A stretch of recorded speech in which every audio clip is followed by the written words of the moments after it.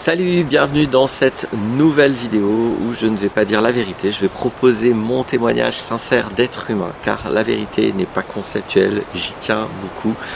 Cette vidéo va être, je pourrais dire, adressée aux étudiants, aux jeunes, mais en fait pas seulement. Évidemment ça s'adresse à tout le monde, mais disons particulièrement aux personnes, on va dire, qui sortent du système scolaire.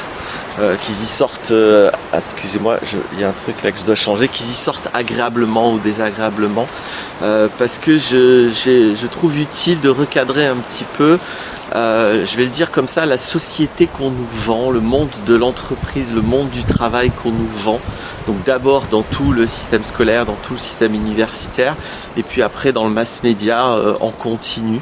On nous montre, on nous fait croire à une société qui n'existe pas, et en tout cas on nous cache énormément d'aspects absolument cruciaux, essentiels de la société actuelle. Et je voulais juste pointer, alors là on pourrait partir sur des jours et des jours de conférences, je ne vais pointer que sur des aspects qui me semblent les plus importants. Je vais énormément réduire les choses, je vais résumer à ce qui est vraiment essentiel, et du coup je vais parler un petit peu globalement de plusieurs autorités, de plusieurs systèmes hiérarchiques en fait, parce que c'est surtout là-dessus je trouve que le mensonge est le plus à la fois violent et qu'il a le plus de conséquences. C'est là qu'on cache le plus de choses. Il y a toujours une hiérarchie cachée, et on nous présente toujours une hiérarchie qui est fausse. Pour prendre d'abord l'exemple du monde de l'entreprise, tout est fait pour nous faire croire que ce sont les dirigeants d'une entreprise qui dirigent l'entreprise. Et c'est pas du tout mon expérience. Mon expérience, c'est que à partir du moment où une entreprise a des actionnaires ou des investisseurs, en fait, ce sont les actionnaires qui dirigent l'entreprise et pas du tout le président, le dirigeant, toute la hiérarchie des managers. Donc, il y a toute une hiérarchie avec des faux rôles. Parce que de toute façon, le seul pouvoir de direction, le seul pouvoir d'orientation, le seul pouvoir de gouvernance, dans mon expérience, il est au niveau de ceux qui contrôlent le flux financier, la monnaie, et donc les actionnaires, les financiers, etc.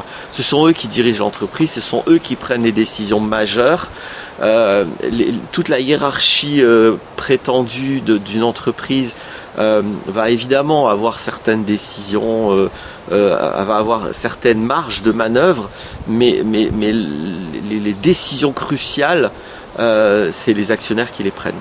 Moi je me suis rendu compte de ça à l'époque où je travaillais encore, où j'étais encore employé, pendant 10 ans j'étais ingénieur en informatique, et notamment, j'ai donné un exemple, j'ai travaillé à une époque à IBM, et je ne comprenais pas certaines décisions, et quand j'ai cru comprendre, j'avais pas vraiment compris. C'est-à-dire que du point de vue d'où j'étais, j'avais l'impression que c'était les commerciaux qui prenaient les décisions importantes quant à comment on fabrique le produit, et quand est-ce qu'on le sort, quand est-ce qu'on vend le produit. Et moi à l'époque, tout ce que je voyais, c'était que quand IBM, qui est pourtant supposée être une entreprise très sérieuse, quand elle sortait un produit, nous on avait un agenda de 1 an de correction des problèmes qu'on connaissait dans le produit. Alors le produit sortait, était vendu à des clients, évidemment en leur mentant sur la réalité du produit. Et nous on savait très bien qu'il y avait encore au minimum 1 an de boulot pour corriger seulement les problèmes connus. Et c'était pas seulement ça, il y avait beaucoup de décisions qui étaient prises et qui semblaient folles, parce qu'il y avait des gens hyper compétents, hyper pointus, qui connaissaient exactement ce qu'il fallait faire, ce qu'il fallait décider, où en était le produit, qu'est-ce qu'il fallait faire pour que le produit soit intéressant, soit compétitif par rapport à la concurrence, etc. Et je voyais bien qu'il n'y avait jamais de décision prise sur les données réelles de ce qu'on était en train de faire en fait. Les décisions avaient l'air complètement hallucinantes de bêtises et de malhonnêteté, et du coup j'ai longtemps cru que c'était les commerciaux qui prenaient les décisions. On disait c'est hallucinant, les commerciaux qui eux, c'est leur boulot de vendre, mais normalement ils interviennent une fois que le produit est fini. c'est pas eux qui doivent gérer la fabrication du produit et qui doivent décider de la date à laquelle le produit est prêt. C'est pas eux qui doivent faire ça parce qu'ils savent pas faire en fait. Ils ont aucune compétence là-dedans. Et je comprenais pas qu'on laisse la décision aux commerciaux. Et en fait, je me trompais totalement. C'était pas du tout les commerciaux qui prenaient la décision. C'est juste que les décisions avaient l'air d'aller dans le sens des commerciaux. En fait, les décisions étaient prises par les actionnaires qui ont donc pour seul objectif de se faire un paquet de fric en fait, et qui, dans leur logique, qui n'est absolument pas la même logique que celle de l'entreprise. L'entreprise, elle, normalement, elle fabrique un produit.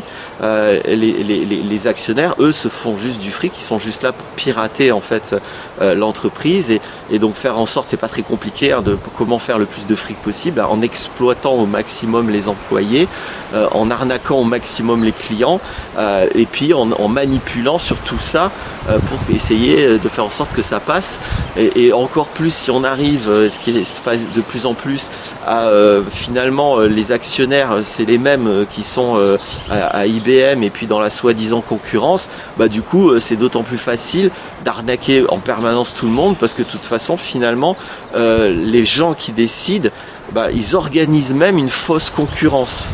Et nous, on est dans cette logique où on se dit, ouais, bah, quand même, forcément, IBM va chercher à faire mieux que le concurrent parce que ils ont intérêt à ça. Bah, en fait, pas du tout, parce que les actionnaires, potentiellement, c'est les mêmes. En tout cas, les gros actionnaires, c'est les mêmes.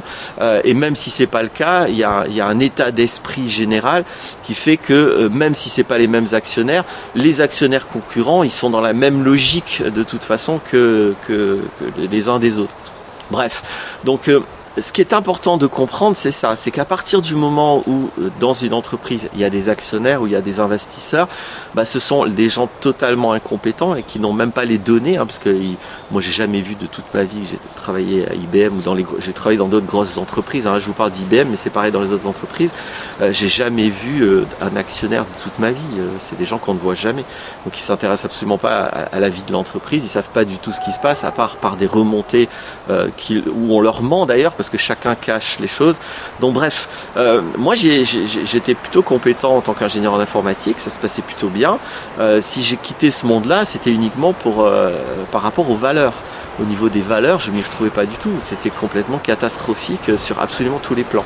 Sur le plan humain, sur le plan de l'honnêteté, dans la relation au client, dans la relation au fournisseur, dans la relation inter-entreprise.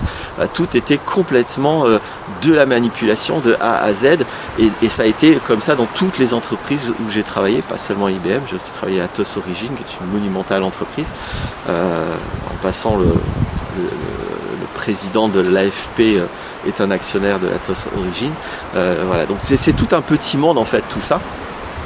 Et c'est important de le comprendre parce que la hiérarchie qu'on nous vend n'existe pas. Ce sont que des gens soumis aux actionnaires qui de toute façon iront dans le sens des actionnaires et sans jamais l'avouer. C'est-à-dire que toute la hiérarchie qui est montrée est toujours une fausse hiérarchie avec des imposteurs qui jouent un petit peu leur rôle qu'on les laisse jouer, mais qui de toute façon sont totalement soumis à une hiérarchie qui est cachée.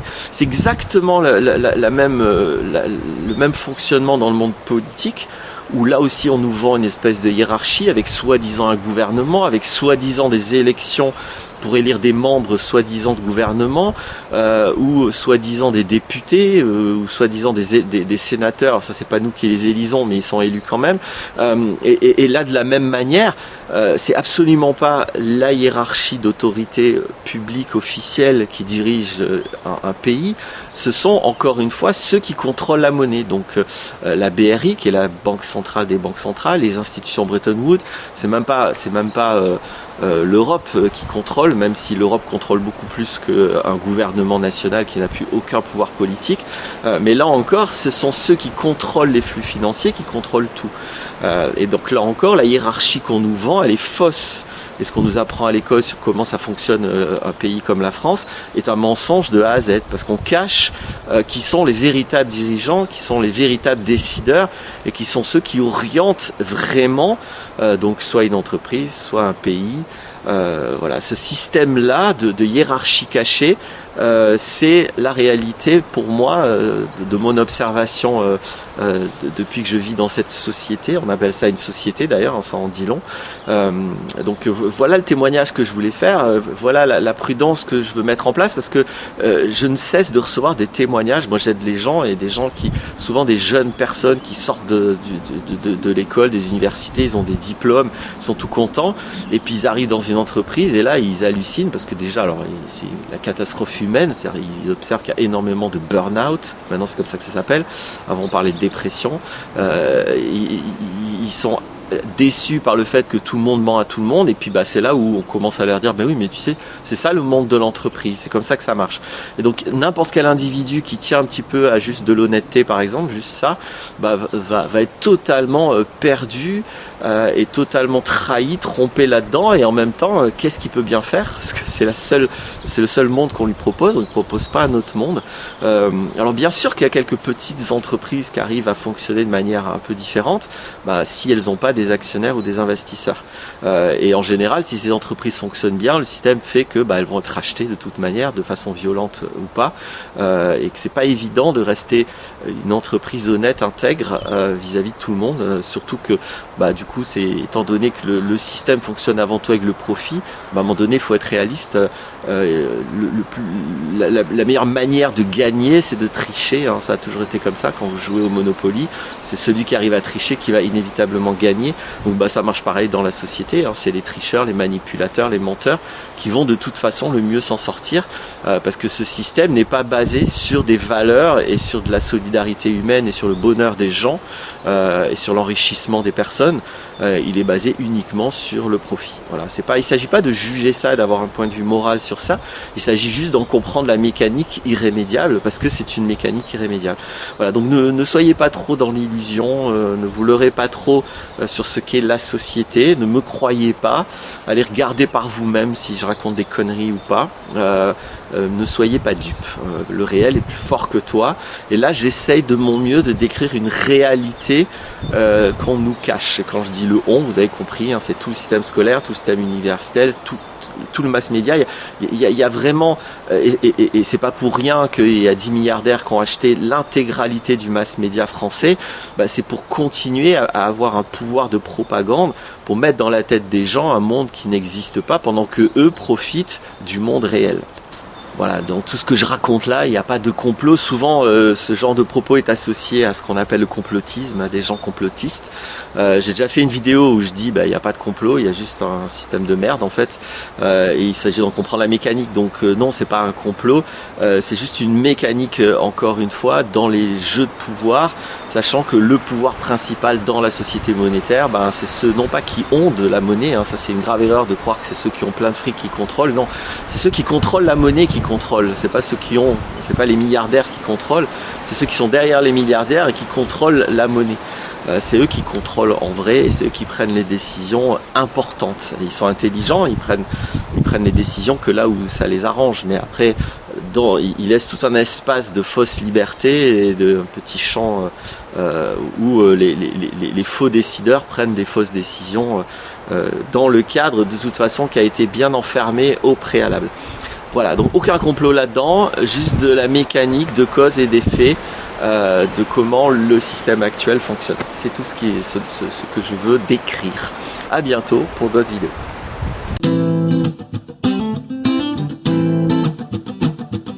Life's a foolish game. Do you ever feel the same? Well, maybe we could change. Turn the ship another way. Feel it in the darkness. Sailing right into those jagged cliffs. Yeah.